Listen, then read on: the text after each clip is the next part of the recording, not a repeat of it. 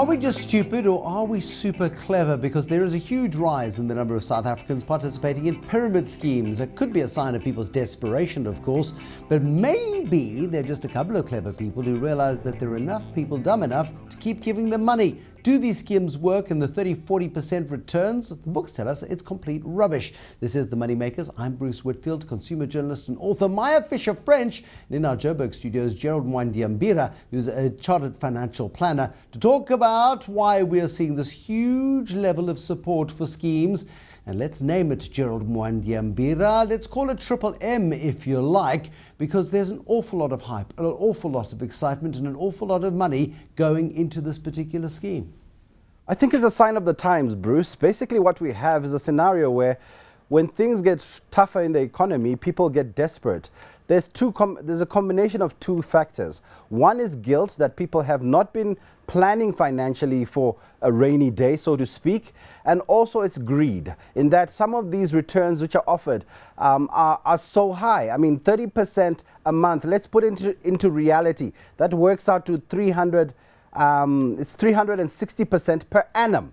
There's no investment often which can give you anything close to that. And that's without even compounding it. Compound it, you're looking at over 400% per annum. And that's tasty money for people who are desperate. How much money have you put in, Gerald?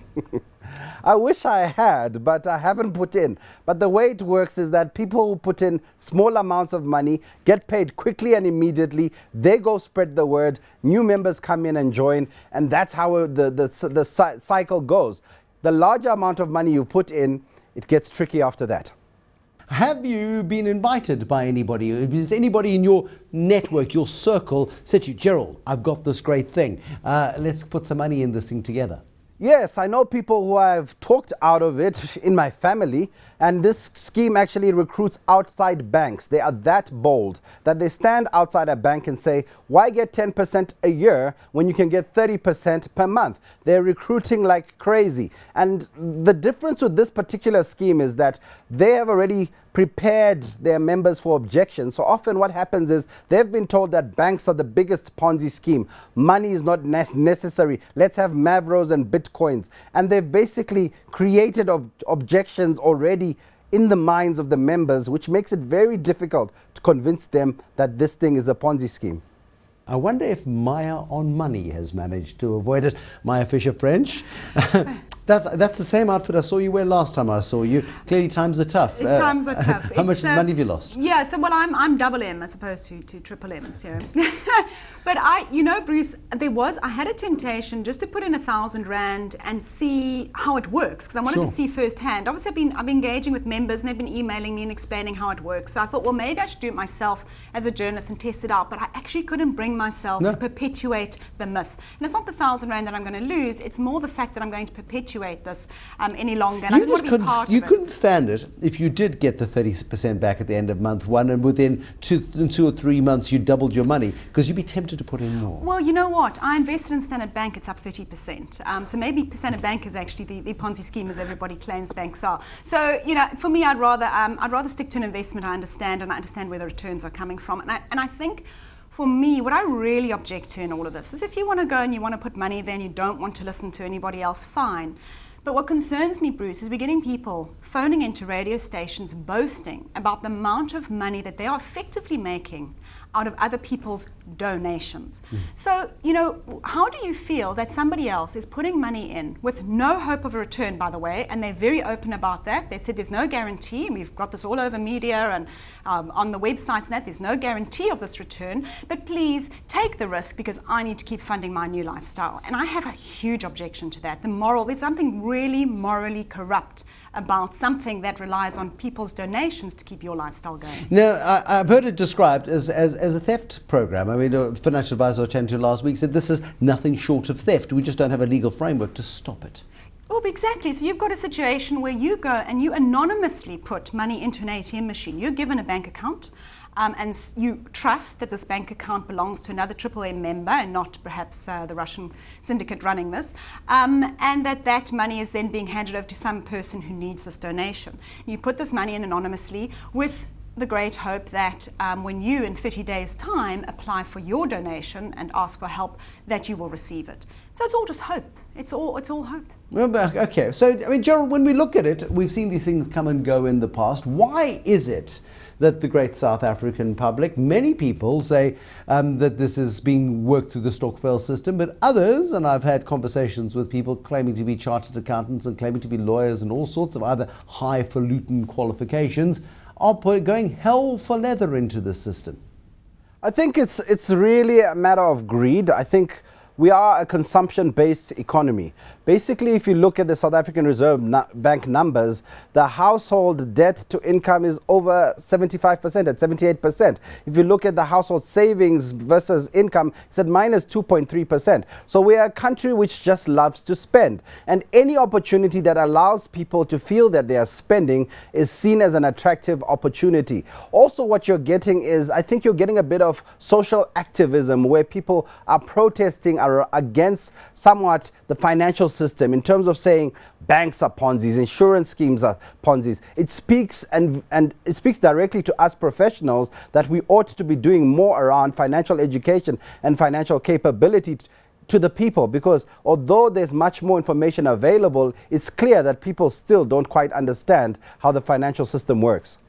The problem here, Maya, is people like Gerald will go and sit across the table from somebody and say, here you put your money into a retail savings bond, or you can put it into a cash deposit and get yourself 7% interest. That's a really good interest rate. And people look at you as if you're drunk as a financial advisor doing that. Why would you do it when you can go across town to Johnny Come Lately and take more of a chance but get better cash out? It is, and I think that's been what's been so attractive. I think I was listening to one of the it's been on the radio stations for the last 3 weeks, and one of the Triple M members said, well, so what, take a risk, put $1,000 in, take the risk. And it's the lotto, it's the same as lotto. Why do people play the lotto with those odds? So there's this incredible upside potential, and people are prepared to take risks.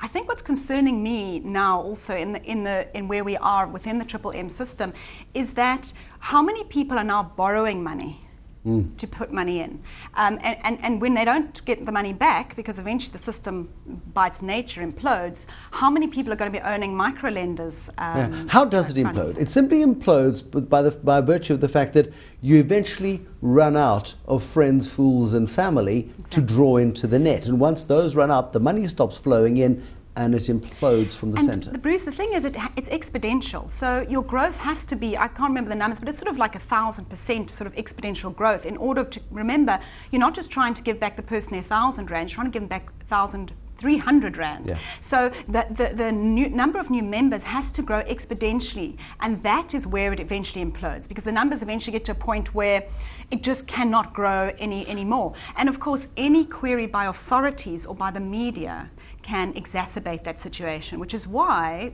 the media is being vilified and why the authorities, perhaps, I don't know why they're being as slow as they are, but perhaps they are going cautiously because of the very fact that they could be held responsible. But there's information and there's misinformation. What we've seen in the last couple of days is letters appearing on, I think it's the Triple M site, apologies from the Reserve Bank for criticizing Triple M, apologies from an apparent News 24 journalist for daring to be critical, and my goodness me, I was so wrong. I have seen the light, and the light is good. It's quite that was, so a website that was started in February this year called Join Triple M. We started publishing these so-called apologies from the Reserve Bank and from News 24 journalists that don't exist. And when I tried to get hold of the actual official Triple M South African website, they came back to me and said, no, this is the only official website, but they wouldn't disown the other website. So it's these, you never know who's behind this. That's the thing. So you've communicated with people at Triple M. Yes. Do we know if they're here, there, or in Albania? Well, there's basically this. It's all virtual. So who knows? Who knows? We do know that there is this website. There's the actual website, but then there's the system that allocates the Mavros and the bank accounts and all of these things. And that system, we don't know who's behind it. We can only assume it is Mavrodi himself, and that the server, we believe, is sitting in Russia. So again, people have no comeback. I ask you, if you tomorrow you go and you log on and you want to find out where your money is and you can't find it and the website's down, where do you go? Nowhere.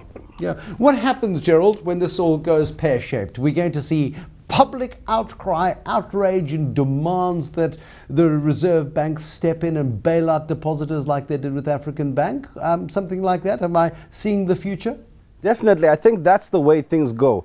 Right now, they want nothing to do with the law. They don't want the law to stop them from making money. The law is also there to protect people, and that's what they don't realize. However, once they lose money, they run straight to the authorities and demand that they get their money back. And what's worrying is that the numbers being bandied around in terms of membership, they're talking 2 million plus people, which is quite a possibility because they've modeled themselves around the Stokvel culture and tried to fool and deceive people into thinking that they are virtual Stokvel. However, they aren't. They're simply a Ponzi scheme. I think there's a criminal element definitely involved somewhere along the way. There could be money laundering, and I think this one could actually have serious repercussions even for the government, because I think that's part of the reason why the state and authorities are very nervous, because it's an election year and you don't want to upset the public. Yeah, you don't want to upset the public, rather get the public upset themselves. I did chat to Andile Mazwai last week, and Andile Mazwai nowadays, of course, runs the National Stokvel Association, and he has told his call centre to assure people that this is nowhere near anything that is condoned by the Stokvel Association. Maya, what is the regulatory process? Is there a regulatory process around this? You know, I've been following up with the National Consumer Commission, and they are meeting with the Hawks any day now. They were going to meet with them on Friday. They haven't met with them yet, so I am waiting, and as soon obviously we hear. But there is, obviously this was investigated by the NCC last year. It was handed to the Hawks, I think in December. Now, what's been happening, I have been trying to get hold of somebody from the Hawks to get a little bit of feedback, but it seems like everyone's gone to ground. Nobody really is doing any official comments at this stage. I imagine, again, it is because they don't want to compromise any investigation. It's very hard, if there's an open investigation, perhaps to round up some of the people behind this. So I will put my faith in the regulators and say I think that they are taking action behind the scenes, but a lot of it is investigative at this stage. But we should hear something in the next week. There we go. Maya Fisher-French. Thank you very much. Maya Fisher-French is the founder, the chief architect and the driver of mayaonmoney.co.za. Also, Gerald Mwandiambira, who is a certified financial planner. More money dream chasers, more losers and winners next time on the Moneymakers. Till then, bye-bye.